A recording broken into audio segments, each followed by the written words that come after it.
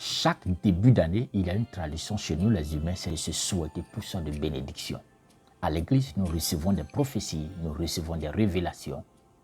D'autres même, pas seulement qu'au début d'année, même dans leur vie, ont eu la visitation de l'Esprit de Dieu, ont reçu de façon claire, de façon audible, des révélations de la part du Seigneur. Mais malheureusement, plusieurs de ces personnes, souvent même décèdent, sans être rentrées dans l'accomplissement de ces prophéties. Dans cette vidéo, je vais faire sortir les 3 lois majeures qui sont attachées de façon étroite à l'accomplissement d'une prophétie. Quand nous recevons une prophétie, il y a 3 lois majeures qui sont attachées à l'accomplissement de cette révélation. Et donc, restez jusqu'à la fin, parce que la 3e loi est tellement importante. Je ne souhaite pas que vous ratiez cela. Restez jusqu'à la fin de la vidéo pour ne rien manquer. Dear Lord Jesus Christ, I am a sinner before you. I call upon your name. Jesus Christ, Son of God, save me now. Shalom, shalom, soyez les bienvenus sur la chaîne Sacerdoce Royal. Moi, c'est le frère Joël Kwame. Je suis encore très réjoui de vous retrouver. Je suis sûr que le sujet sur lequel nous allons encore travailler ce matin va vous faire du bien. Sur cette chaîne, nous parlons exclusivement du Seigneur Jésus-Christ. Nous parlons de la vie du chrétien. Nous parlons de tout ce qui touche le chrétien. L'entrepreneuriat, les finances, la santé, le plan matrimonial. Nous touchons également aussi le combat spirituel dans lequel nous sommes engagés. Et tout cela pour l'objectif que nous puissions entrer de façon pratique, de façon palpable dans l'accomplissement des promesses que Dieu nous a faites dans sa parole. Alors si cette thématique est la bienvenue, je vous demande une seule chose. Abonnez-vous à cette chaîne. Cliquez sur la cloche de notification de sorte que chaque fois nous allons donc relâcher une vidéo, que vous soyez les premiers à la recevoir. Je suis sûr que le voyage que nous allons effectuer ensemble sera un voyage merveilleux. Que Dieu nous bénisse. Donc, comme je le disais tantôt, nous parlerons donc de tout ce qui est donc des prophéties que nous recevons, mais malheureusement qui ne s'accomplissent pas dans notre vie. Qu'en est-il réellement? Lorsque nous prenons un peu dans la parole de Dieu, l'exemple de Moïse et du peuple d'Israël, la Bible dit de façon claire, de façon nette, que le Seigneur s'est révélé à Moïse. Dieu a dit à Moïse, je t'envoie où ça? En Égypte, pour aller faire sortir mon peuple depuis l'Égypte et que tu amènes mon peuple à Canaan. Voici la prophétie que Dieu donne à notre grand-père Moïse. Voici la prophétie que Dieu donne au peuple d'Israël. Dieu dit qu'il va les prendre de l'Égypte et les envoyer où ça? À Canaan. Mais lorsque nous lisons l'histoire de Moïse, nous nous rendons compte d'un fait majeur. Même Moïse n'est pas rentré dans l'accomplissement de cette prophétie. Dieu s'est révélé à Moïse, Dieu s'est révélé au peuple d'Israël, mais malheureusement, aucun d'entre eux, à part 2 personnes, Josué et Caleb, qui étaient de la même génération, qui sont rentrés dans l'accomplissement de cette prophétie. Et lorsque nous allons prendre donc le livre de 1 Corinthiens, le chapitre 10, le verset 5, que je lis rapidement, la Bible dit « Mais la plupart d'entre eux ne fut point agréable à Dieu puisqu'ils périrent dans le désert. » La Bible nous enseigne de façon claire que le peuple d'Israël, ceux qui étaient de la même génération qui étaient sortis de l'Égypte, y compris Moïse, aucun d'entre eux, à part Josué et Caleb, n'est rentré à Canaan, c'est-à-dire n'est rentré dans l'accomplissement de la promesse de Dieu dans leur vie à cause d'un premier élément. C'était d'abord qu'il ne fut pas trouvé agréable aux yeux de Dieu.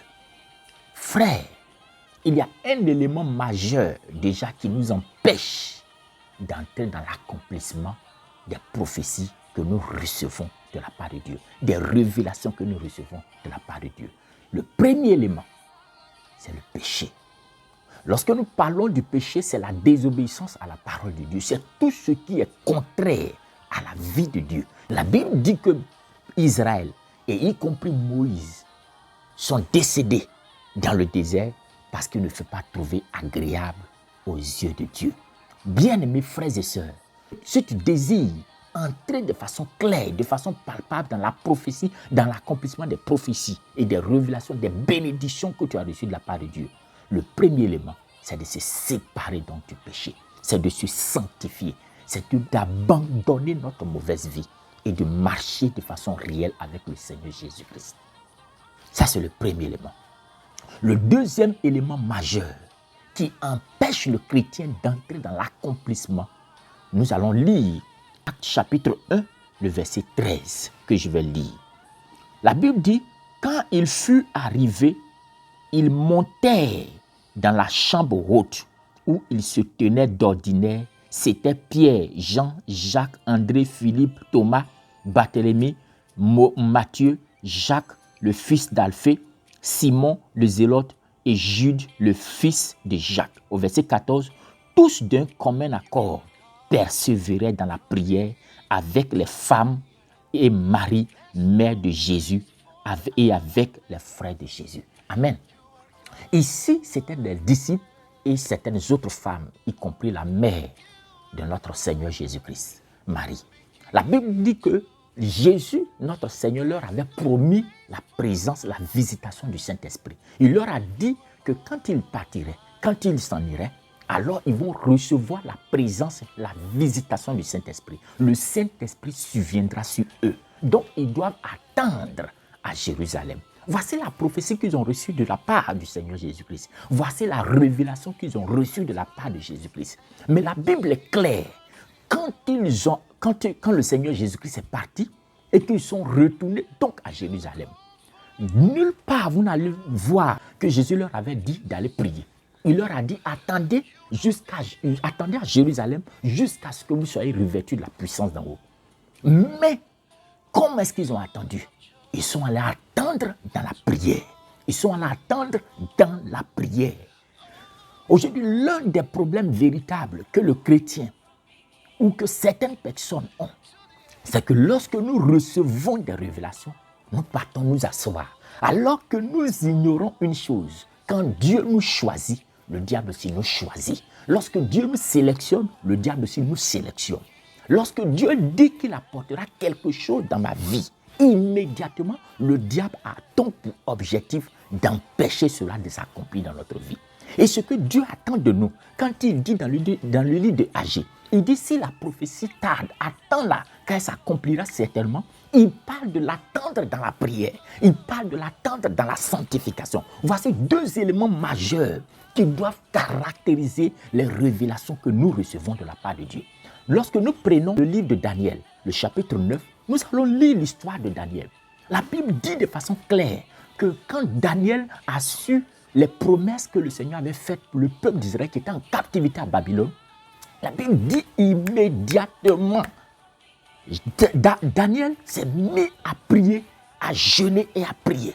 Il a commencé à intercéder pour que Dieu puisse relâcher de façon palpable cette promesse. Que la promesse s'accomplisse de façon palpable dans leur vie. Mais aujourd'hui, le véritable problème que nous avons, c'est que lorsque nous recevons une révélation, nous pensons que tout est accompli. Non, mes amis, tout n'est rien encore accompli. Dieu a dit qu'il le fera. C'est à nous maintenant de prendre une certaine posture. Premièrement, c'est de se sanctifier, c'est d'abandonner notre vie de péché. Tout ce que nous faisons qui n'est pas la gloire de Dieu, c'est de se séparer. Premièrement. Mais deuxièmement, c'est de l'attendre en persévérant dans la prière. La Bible dit au verset 14, tous d'un commun accord persévéraient dans la prière. Frère, c'est une réalité. La prière dans laquelle tu vas persévérer va donner un droit légal à Dieu de relâcher de façon pratique la bénédiction. De façon pratique, va relâcher la prophétie. Cette prophétie sera dégagée. Quand nous lisons dans le livre de Daniel, chapitre 9, nous nous rendons compte que lorsque Dieu a décidé d'envoyer de façon palpable cette bénédiction, la Bible déclare que les puissances des ténèbres sont allées faire opposition à la venue de cet exaucement, à la venue de cette bénédiction de façon pratique. Ils sont allés bloquer cela. Et c'est ainsi que beaucoup de personnes ne savent pas. On leur a dit non, tu vas devenir un homme d'affaires. Jusqu'au jour d'aujourd'hui, Rien du tout. Il ne voit rien dans sa vie. Ils ont dit à telle dame, voici tu es mariée, ah gloire à Dieu, ça fait 5 ans de cela, elle n'a pas encore d'enfant. Alors qu'ils lui ont dit qu'elle allait enfanter, ça fait aujourd'hui 10 ans, elle n'enfante pas. Ils ont dit à cette dame-là, tu vas te marier, aujourd'hui elle a presque 49 ans, elle ne se marie pas. Personne même ne passe devant elle et elle ne fait que soupirer, elle ne fait que pleurer. Je m'avais vous dire de façon claire, de façon réelle, que lorsque nous recevons une révélation, une prophétie de la part de Dieu, l'élément majeur que le Seigneur attend de nous, c'est d'abord de nous sanctifier premièrement, mais deuxièmement, c'est de passer et de persévérer dans la prière. La prière donne un droit légal à Dieu de pouvoir déployer une armée pour pouvoir relâcher de façon pratique cette révélation. Tu ne sais pas aujourd'hui ce qui empêche aujourd'hui cette prophétie sur ta vie de s'accomplir, mais je m'en vais te dire que les puissances ténébreuses, les puissances de la sorcellerie, les puissances des eaux se sont levées, se sont déployées pour l'empêcher de s'accomplir. C'est le deuxième élément majeur dans lequel nous avons besoin de nous positionner lorsque nous voulons voir l'accomplissement de cette prophétie s'accomplir dans notre vie. Le troisième élément majeur que j'ai voulu donc faire ressortir ici, c'est principalement dans le livre de Genèse chapitre 2, le verset 5. La Bible dit, aucun arbuste des champs n'était encore sur la terre et aucune herbe des champs ne germait encore, car l'Éternel n'avait pas fait pleuvoir sur la terre et il n'y avait point d'homme pour cultiver le sol. Alléluia. Bien-aimés, lorsque nous lisons ce passage, de façon claire et nette, nous nous rendons compte d'un fait. La Bible dit qu'il n'y avait pas encore d'homme pour cultiver la terre. C'est pourquoi Dieu n'avait pas fait pleuvoir sur cette terre. La pluie n'était pas tombée sur cette terre parce qu'il n'y avait personne encore pour la cultiver. Ça veut dire qu'il y a certaines grâces, il y a certaines choses qui viennent dans notre vie lorsque nous sommes dans les prédispositions. Tant que nous ne sommes pas dans certaines prédispositions, jamais cela ne viendra. Est-ce que vous savez que lorsque nous recevons une prophétie de la part de Dieu, il y a une position spirituelle que nous prenons pour donner droit à Dieu de pouvoir intervenir, de pouvoir relâcher la bénédiction, mais il y a un acte physique que nous posons. Dieu t'a dit quelque part peut-être que tu seras un grand investisseur, un grand entrepreneur.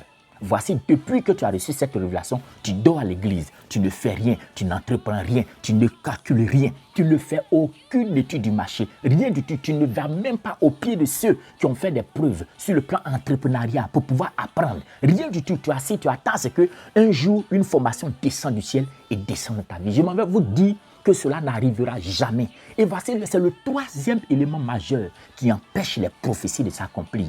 Donc, de façon pratique, je vais vous donner quelques exemples très simples que vous-même, vous allez prendre le soin de pouvoir l'adapter à votre propre vie. Je vous donne des exemples. Par exemple, Dieu a dit que tu vas le servir. Dieu s'est révélé à toi. Dieu dit que tu vas le servir dans quelques années. Qu'est-ce que tu fais?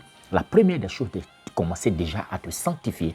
Mais deuxièmement, c'est de continuer à vivre une vie de prière. Demander au Seigneur de s'investir dans ta vie, de te remplir de son esprit, de te revêtir de son esprit. Lorsque tu remplis ces deux conditions, la troisième condition, maintenant, va te faire former en tant que serviteur de Dieu. Va te faire former. Si c'était dans le domaine de prophétie, dans le domaine de pastoral, va te faire former. Va te faire former, peu importe, mais va te faire former auprès de certaines personnes qui sont déjà des dévancés. Regarde le Seigneur Jésus-Christ, il a formé ses disciples. Ses disciples ont appris à ses pieds. Et c'est comme ça, Élisée, il a été au pied de qui? Au pied d'Élie. Ainsi de suite, va te faire former.